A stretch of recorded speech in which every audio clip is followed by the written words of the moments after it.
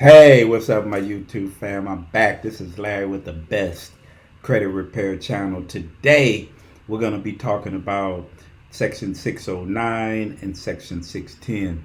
So, we're going to dig a little deeper. We're going to be saying why that myth of 609 letters and why you hear people that talk about, hey, buy these 609 letters, don't really understand what is meant by the 609 letters.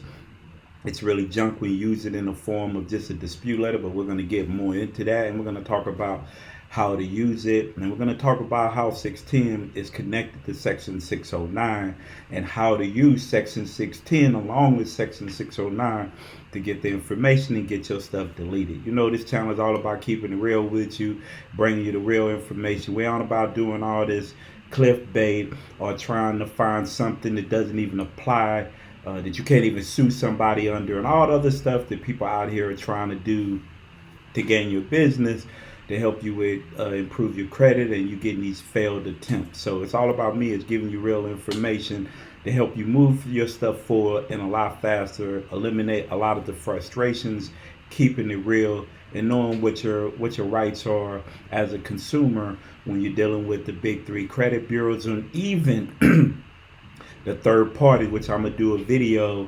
I found out some great information on third parties and what you should do, and other areas you need to be watching out that they're reporting inaccurate information that could be costing you more money. We're gonna be talking about that in a future video.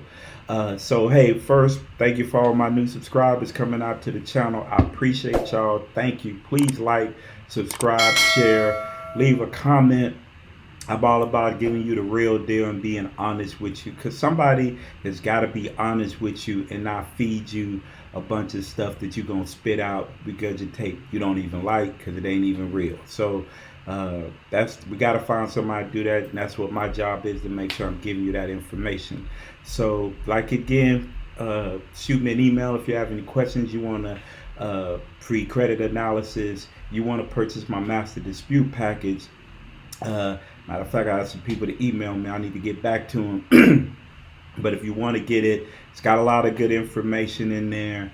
And even when you buy it, you have my number, you have my phone number, and you can ask anybody to purchase it. I get people to call me, shoot me emails, ask me questions all the time, and I get back to them. So you're not just buying a package and I'll leave you alone and I just forget about you. It's really your way of saying, hey, I'm not trying to buy your services, credit repair services, but I do want to have access to you to ask you questions and have the information to use it. And that's the most powerful thing, right? You don't have to spend a whole bunch of money to fix your credit or be paying these people $1,000, $2,000, $200, $150 every month.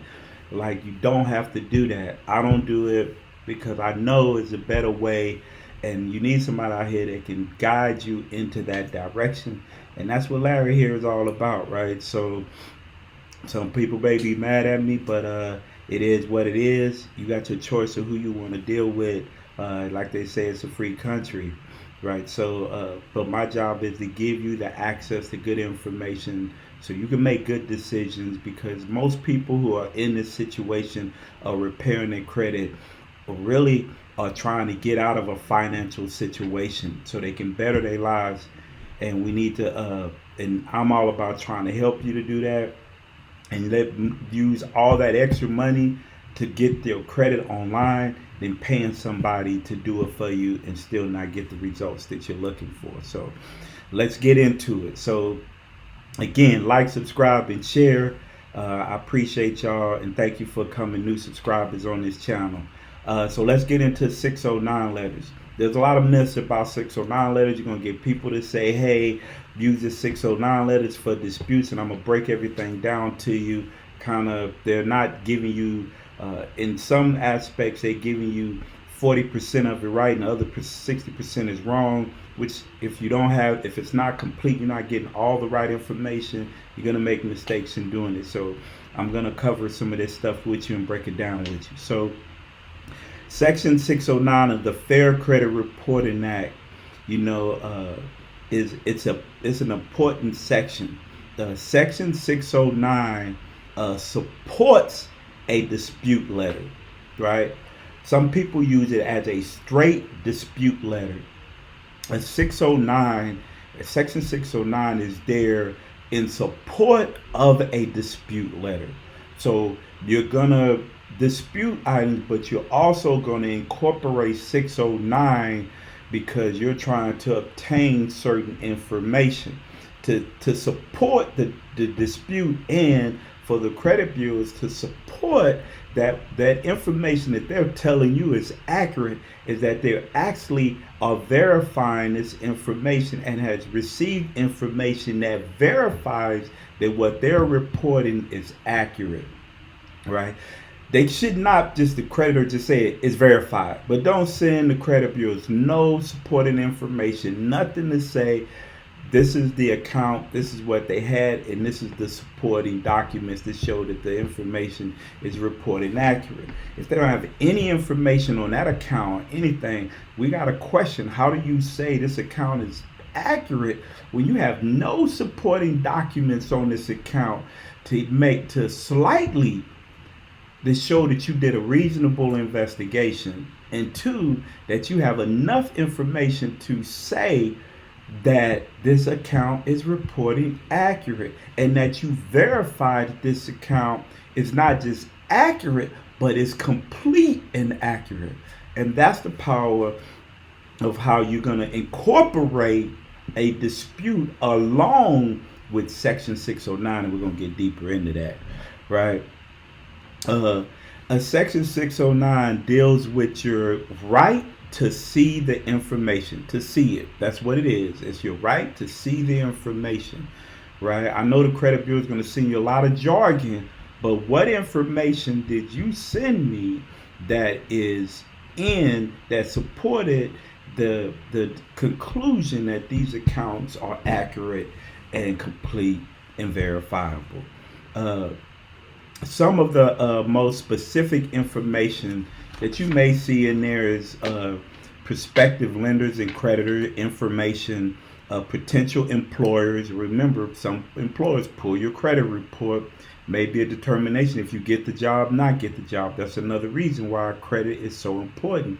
Some places may run your credit and see that you may have credit issues and feel that you may be an issue or a problem with employment working there for whatever reason, right?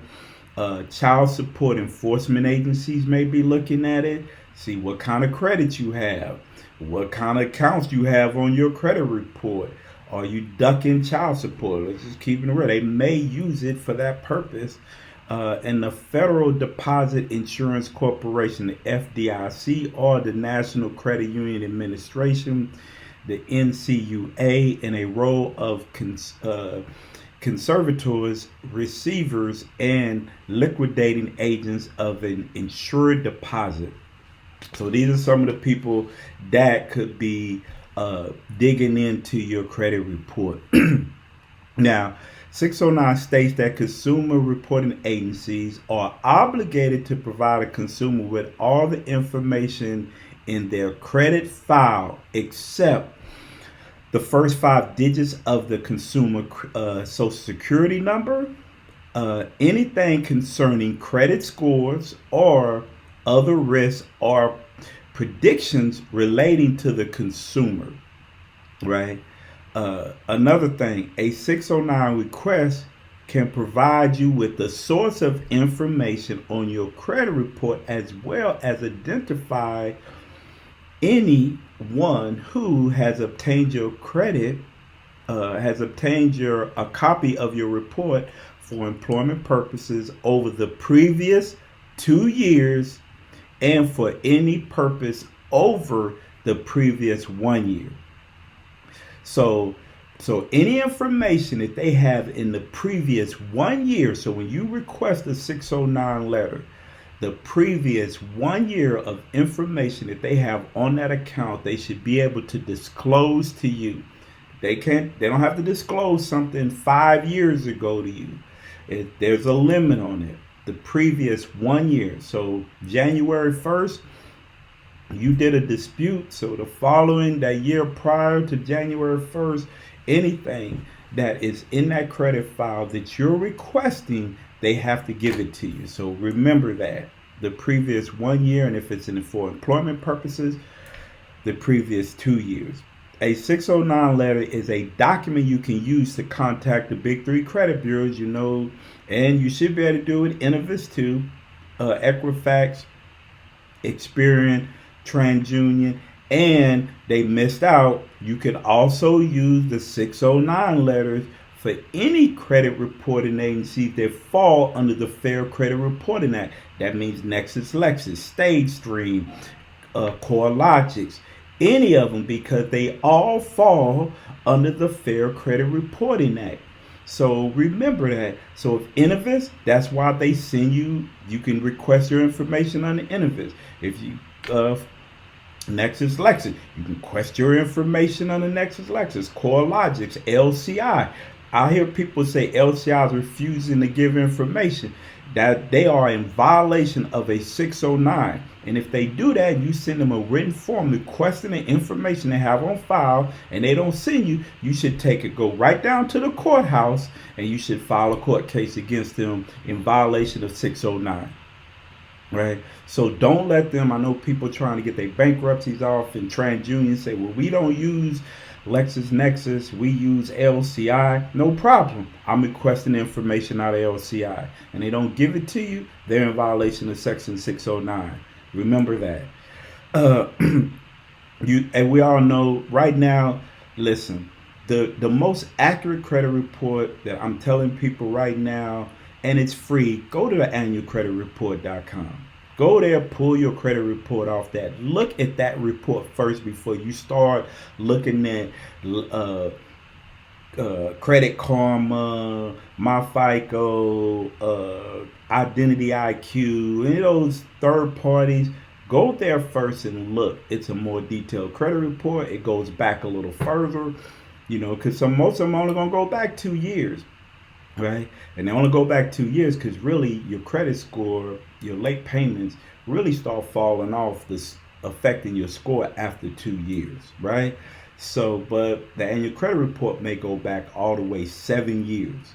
So you got a better detailed credit report, right? So I would advise you to go there before you start disputing. I'm not saying don't use the third parties, it's fine, but at least get a basis of what is actually reporting on there, an annual credit report, because it's a federally governed credit reporting agency, or not agency, but a website to make sure consumers are getting a copy of their credit report. I would pull it from there, right? You can fill out a 609 letter and request the current version of your credit report under Section 609 of the Fair Credit Reporting Act. And credit reports sent to the creditors. That's another thing people fail. Just because that credit report that you pulled off the website but that may not be the same credit report that is going to the creditor, right? It may be other information, and I guarantee you that credit report is different. And a lot of times creditors don't want to show you that credit report. How many times you went to a bank, they denied and said, well, can I see the credit report that you received? And they don't want to give it to you, right? They don't want to give it to you. Something's wrong with that, right? But they're going to deny you, but don't want to tell you what you've already seen on your credit report, but they don't want to show you what their credit report they're getting from the credit bureaus. They're not getting the same thing. Request the information that they actually sent to the creditor, right? And you can use that under Section 609. A 609 letter also allows you to request information that may not be included in your free credit report that you get, right? Such as signed original credit applications, dates when checks were cashed. Some information can prove useful in identifying and, if necessary, disputing any inaccuracies you may find on your credit report, right? So that's why I'm saying how powerful the 609 letter is because you can request certain information. Because when you're just disputing, you're not even requesting the information that they have on file. You're just disputing it, right? Let me read something else to you. Now check this out. A 609 letter itself is not a dispute letter. A 609 letter itself is not a dispute letter. So when somebody tells you or trying to sell you a 609 letter, it is not a dispute letter, right?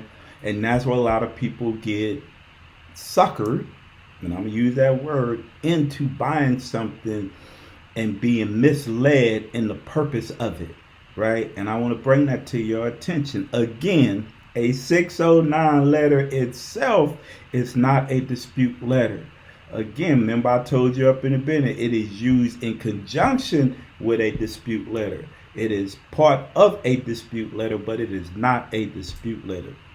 But it can be used to access information that will allow you to identify errors if you find any. This in turn can be a form basis of a dispute letter. It could be a form basis of a dispute letter that follows that could follow a dispute letter. You're going to use that with the dispute letter. So let's get into, that's kind of an overview, but let's really get into 609, which is the disclosure to the consumer, 1681G. So under section 609, 15 USC 1681G, right? And this is what you're going to be requesting for all information. Information on file, sources, report recipients. Every consumer reported a sale upon request and subject to 610A1. Remember, we're going to connect 610, and I'm going to connect that one. Clearly and accurately discloses to the consumer. Remember that word, clearly and accurately discloses to the consumer.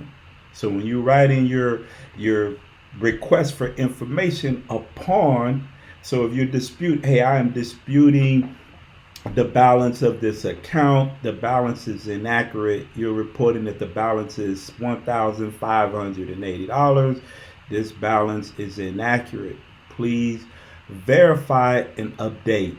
Under that, you can say, under section 609, I am requesting all information on file for this account that clearly and accurately describes this account and is used to verify this account and verify if this account is accurate and complete. That is conjunction with the dispute that you come on. That's a part of it. You disputed that item. Now you threw in, I am requesting all information that you have on file from the creditor that accurately verifies this account to be accurate and complete. Right? Now you putting it in the credit bureau and say, okay, creditor, you got to give me information on this account that will describe this account as being accurate and complete, or I, the credit bureau, will have to delete this account. Okay?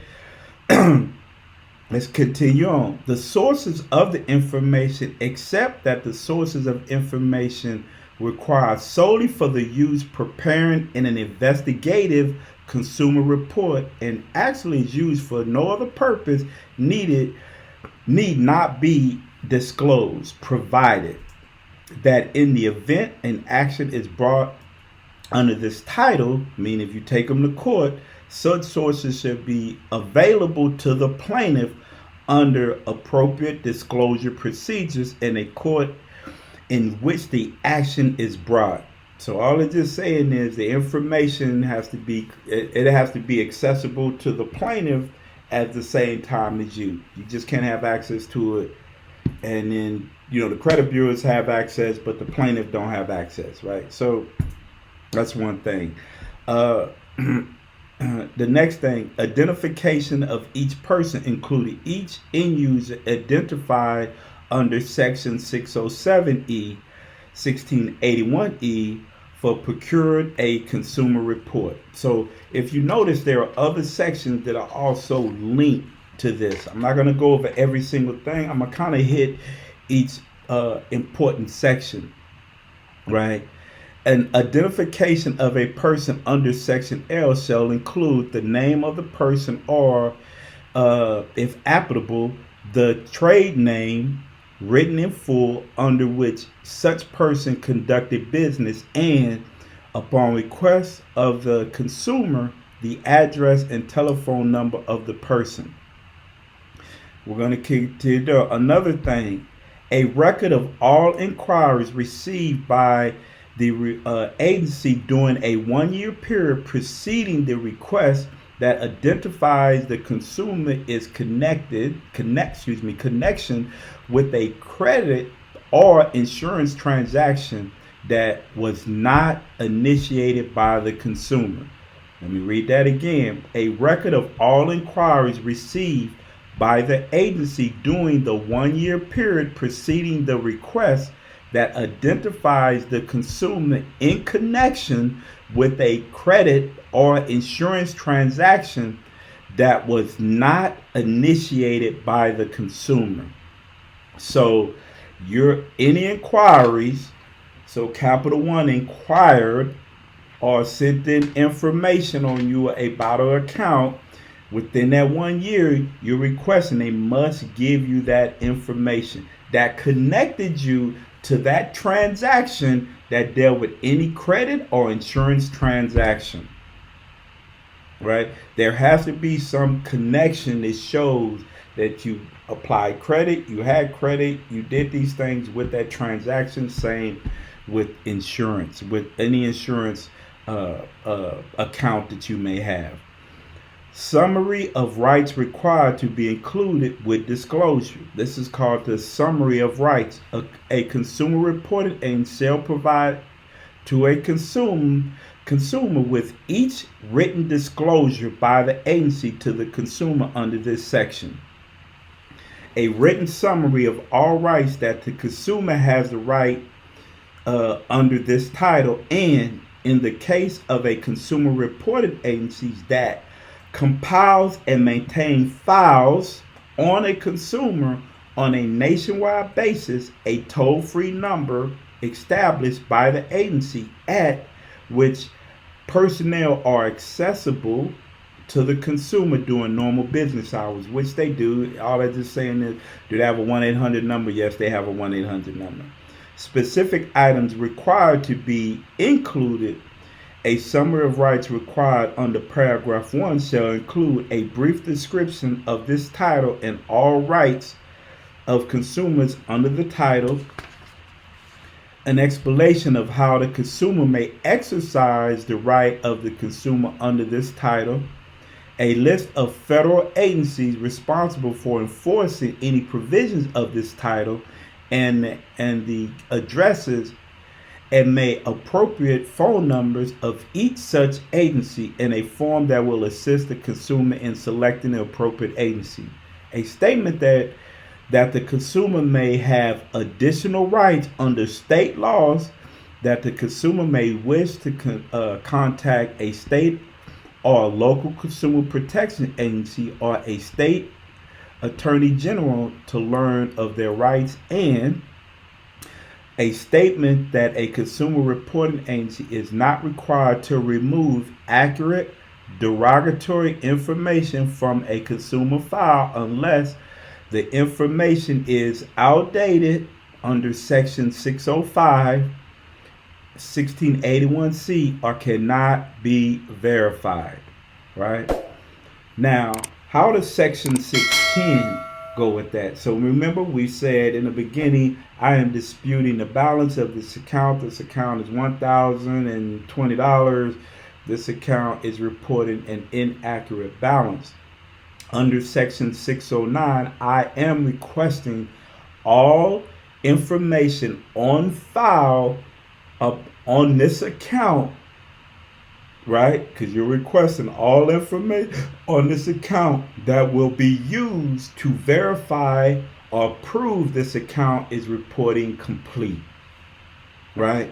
Now, under section 610, what section 610 says, proper identification. So to request this information, you have to have proper identification. So it says condition and form of disclosure to consumer. Section 1681H. A proper identification, a consumer reporting agency shall require a condition of making the disclosure required under Section 609, 1681G that the consumer furnishes proper identification, right?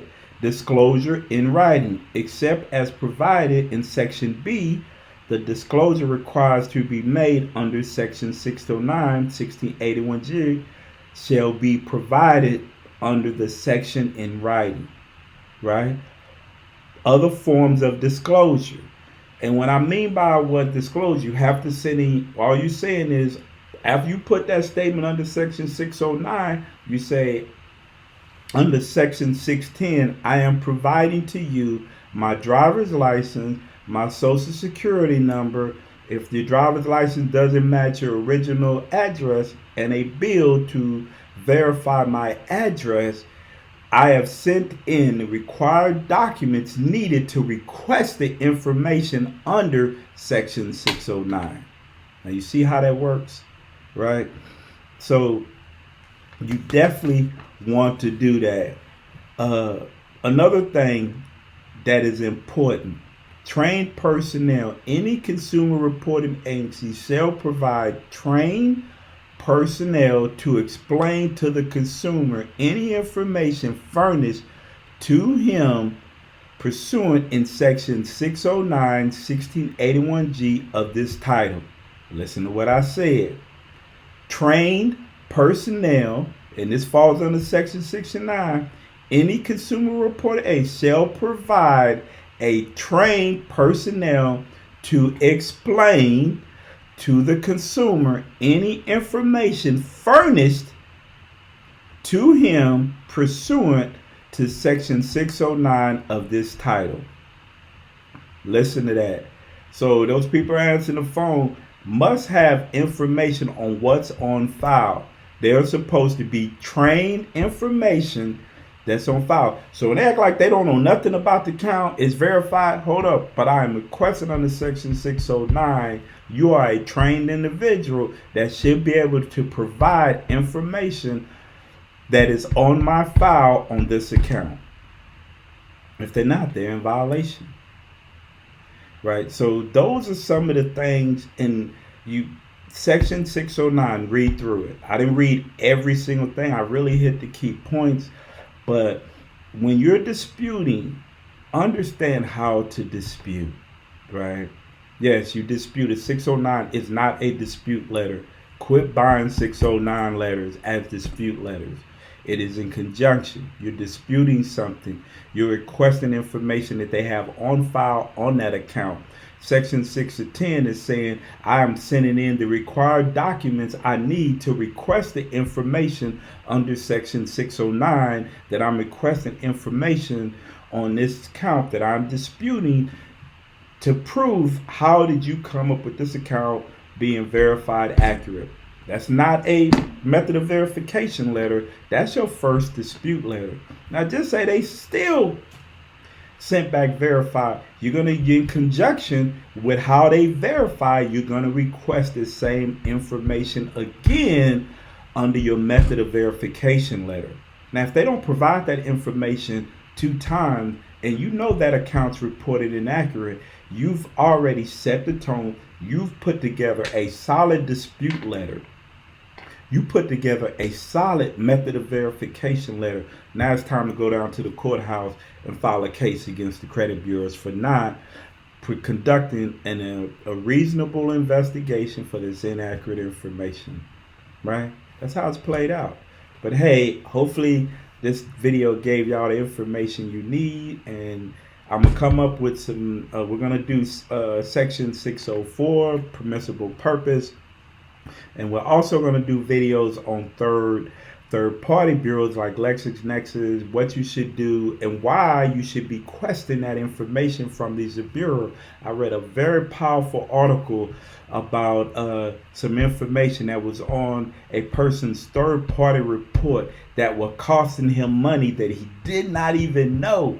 Powerful video coming up for y'all. So that's why I want to go over these actual sections with you so you get a better understanding. So hey, I appreciate you. Like, subscribe, share it to the channel. Appreciate all of y'all. Please give me the thumbs up on this video. I'm getting more videos out to you. You know, it's a holiday weekend this weekend. Sorry I didn't get on live. I will be doing another live starting next weekend, trying to get these lives in, get these more videos in for y'all. I've been talking to everybody, been emailing. When you gonna start doing some investment? This week I'm gonna open up, probably I have a Fidelity, my personal, but I'm gonna open up a Webull account and then invest and show you the things I'm investing in, and we can invest together. You can open up a Webull, a Fidelity account, a Ameritrade account. We're gonna talk about how to get started. This is a great time for people that are not in the stock market. The stocks are at reasonably low prices. Some stocks I've had that were $130 are down to 70 something dollars a share, right? Am I selling? No, I'm buying more because I'm lowering my cost per share. So I had some stock that the cost per share was $106. I got it down to $90 a share. Now the stock market is going to change. It is going to turn around. If you look at the history of it, it's always going to turn around. People have became millionaires when the housing market crashed, COVID, I think 2012 when the stock market was going down. A lot of people made money, right? A lot of money. This is your opportunity to get in so you can make that type of money. This is another opportunity. People miss opportunities all the time. You can sit back, be on the sideline, be up in the bleachers and not pay attention to what's going on, not putting your money in the right spot, not doing, and you will not change your financial future. Larry is investing and just buying it up because it's going to change. Good companies out there that have good leadership, just the stock market is tanking. Are you going to take advantage of it? Or are you going to sit on the sideline? What you going to do? So this is Larry with the Best Credit Repair Channel, and I'm out.